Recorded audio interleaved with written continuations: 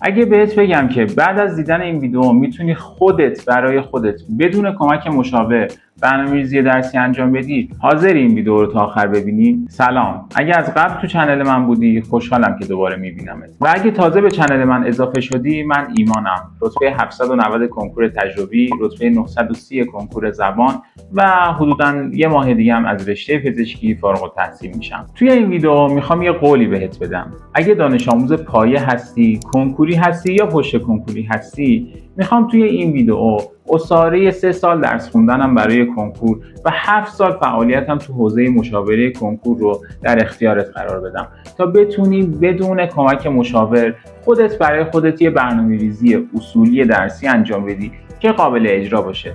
مهمترین نکته همینه، قابل اجرا باشه. عذر میخوام بابت این چند ثانیه، اما به کمکت نیاز دارم. متاسفانه به خاطر ورود یه فرد ناشناس به چنل و حذف کردن خیلی از ویدیوها، زحمات 4-5 ماهه من با کلی ویو همه از بین رفت و من مجبورم که بعضی از این ویدیوها رو دوباره آپلود بکنم. به خاطر همین اگر دوست داشتی حتی با یه قلب ساده توی کامنت ها از چنل حمایت بکن تا سریعتر به روال قبل خودمون برگردیم. مرسی. قبل شروع برنامه‌ای که با هم بنویسیم نیاز هست که 4 مورد رو بدونید. مورد اول این که بدونید جزء دانش آموزای تک پایه هستی یا دو پایه. دانش آموز تک پایه مثل دانش آموز 10 و 11 که در طی سال تحصیلی فقط پایه خودش رو داره میخونه. دانش آموز دو پایه هم مثل بچهای کنکوری که همزمان با 12مشون دروس پایه رو میخونن. پس توی برنامه ریزی از لحاظ ساعت مطالعه، از لحاظ تعداد تایم ها، هر چیزی که صحبت میکنیم دو پایه ها 2 برابر تک پایه ها هستن. مورد دوم این که بیا با هم رو راست باشیم. تعیین بکن که جزء کدوم یکی از این 3 دسته هستی. متوسط رو به پایین یا متوسط رو به بالا. چون برنامه‌ای که الان میخوام بنویسم و اعدادی که مثال میزنم برای دانش آموز متوسطه، ولی خب هر جا که نیاز باشه راهکارش رو بهت میگم که چطور با توجه به سطح خودت این برنامه رو شخصی سازی بکنیم. 3 اینکه این برنامه رو میخوایم با هم برای دروس اختصاصی بنویسیم، چون مطمئنم که اگر یاد بگیری برای دروس اختصاصی بنویسی حتما از پس دروس عمومی هم برمیاد. و مورد چهارم هم بهت بگم، تایم های مطالعاتی که توی برنامه می‌نویسیم 2 دستن: تایم آموزش، تایم تمرین. تایم آموزش شامل متن خوندن، درسنامه خوندن، کلاس حضوری آنلاین شرکت کردن و فیلم‌های آموزشی دیدنه.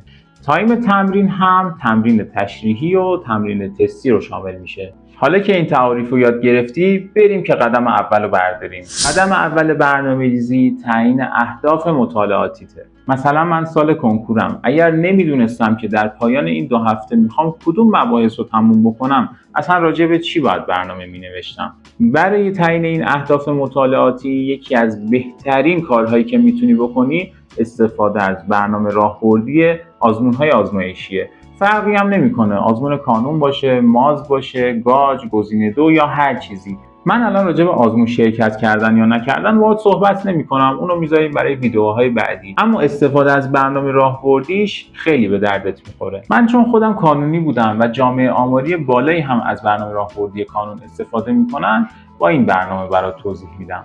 توی که دانش آموز تک پایه هستی، همونطور که تو برنامه راهبردی داری میبینی برای هر 2 هفته 4 تا درس اختصاصی باید بخونی. اما توی که دانش آموز دو پایه هستی 8 تا درس اختصاصی داری. مثلا اگر کنکوری هستی زیست 3 داری، زیست پایه داری، شیمی 3 داری، شیمی پایه داری. هستی با من هنوز؟ 3 تا نفس عمیق بکش. در همین حین ویدیو رو لایک کن و برام کلمه هستم رو کامنت کن که من بدونم کیا تا اینجای ویدیو با من هستم. خب رسیدیم به قسمتی که یه کوچولو سخته، برای همین میریم رو کاغذ تا اونجا برات توضیح بدم که قشنگ متوجه بشی. خب من اینجا اومدم اسم درس‌های اختصاصی رو برات نوشتم و میخوام جلوش مشخص بکنم که برای هر درس اختصاصی من چند تا تایم آموزش باید بذارم، چند تا تایم تمرین بذارم. اینجا هم یه میانگینی وجود داره که درس به درس بهت میگم و برای دانش آموز متوسط قابل استفاده است. برای درس زیست شناسی 4 تا تایم آموزش به علاوه 3 تا تایم تمرین. برای درس شیمی 3 تا تایم آموزش و 3 تا تایم تمرین. برای ریاضی و فیزیک هم هر کدوم 3 تا تایم آموزش و 2 تا تایم تمرین. این عددا یعنی چی؟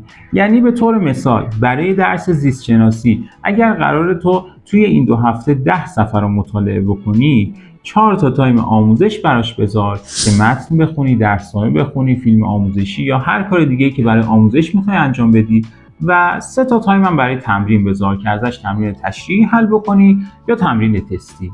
4 به علاوه 3 به علاوه 3 به علاوه 3 می‌بینی که 13 تایم آموزشی برای یک دانش آموز تک‌پایه نیازه که تمام آموزش اون مطالب 2 هفته‌ای رو جمع بکنه. اگر تایم‌های تمرین رو هم با هم جمع کنیم می‌بینیم که 10 تا تایم تمرین نیازه که یک دانش آموز متوسط در حد متوسط از اون مطالبی که خونده بتونه تمرین هم حل بکنه. تو برنامه‌ای که برای بار اول می‌خوای برای خودت بنویسی، از شنبه تا جمعه هفته اول رو برای آموزش بذار و از شنبه تا چهارشنبه رو برای تمرین لحاظ کن. خب بیا با هم محاسبه کنیم که توی هر روز چند تایم مطالعاتی داشته باشیم و هر تایممون هم چقدر زمان ببره. خب من اگر دانش آموز تک‌پایه باشم میام 13 تایم آموزشی رو تقسیم بر 7 روز هفته میکنم.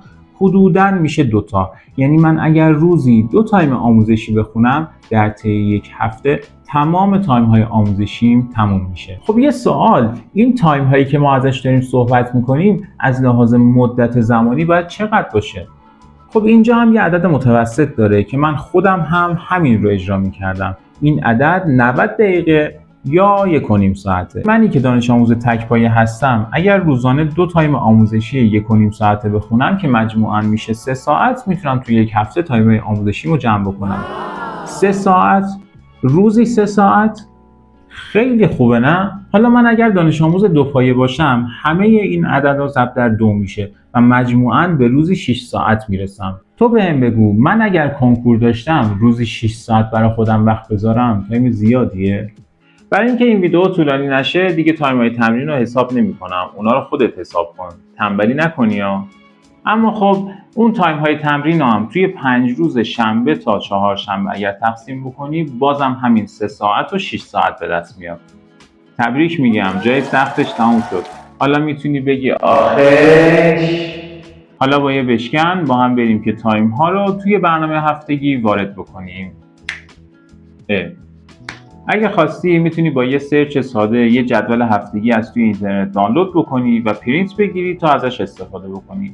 اگرم نه میتونی با یه خطکش و با یه خودکار یه جدول برای خودت طراحی بکنی. من الان میخوام به عنوان یک دانش آموز 2 پایه تایم هامو وارد این جدول بکنم. اما اگر تو دانش آموز تک پایه هستی بازم نگاه بکن، در ادامه بهت میگم که چیکار بکنی. مثلا اگر بخوام از زیست شناسی شروع بکنم تو برنامه راهبردی یه بسته زیست 3 دارم، یه بسته زیست پایه که برای هر کدومشون هم 4 تا تایم آموزشی باید لحاظ بکنم. پس میام شروع میکنم از شنبه، تایم اولمو شروع میکنم زیست 3 میذارم، یک شنبه همینطور، دوشنبه همینطور و سه شنبه همینطور. برای زیست شناسی پایم هم از سه شنبه شروع میکنم تا جمعه زیست پایم رو میچینم. اینم شد نتیجهش. حالا میام تایم های شیمیم رو وارد جدول میکنم. دوباره شیمی 3 تا تایم آموزش دارم، شیمی پایه هم 3 تا تایم آموزش دارم. میام اول شیمی 3 رو برای خودم میچینم و از چهارشنبه هم شروع میکنم شیمی پایه رو برای خودم میچینم. ریاضی و فیزیک هم 12 و پایش هر کدوم 3 تایم آموزش دارن. اونها رو با یه بشکن دیگه تو جدول وارد میکنم.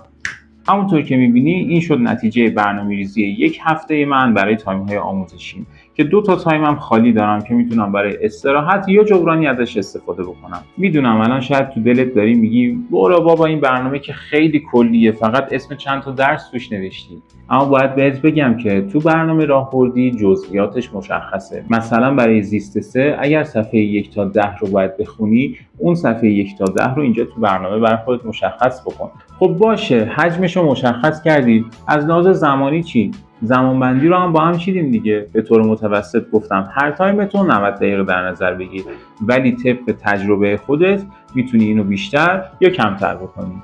تو لایق پیشرفت و رسیدن به هدفت هستی، چون که به قولت عمل کردی و این ویدیو رو تا آخر دیدی.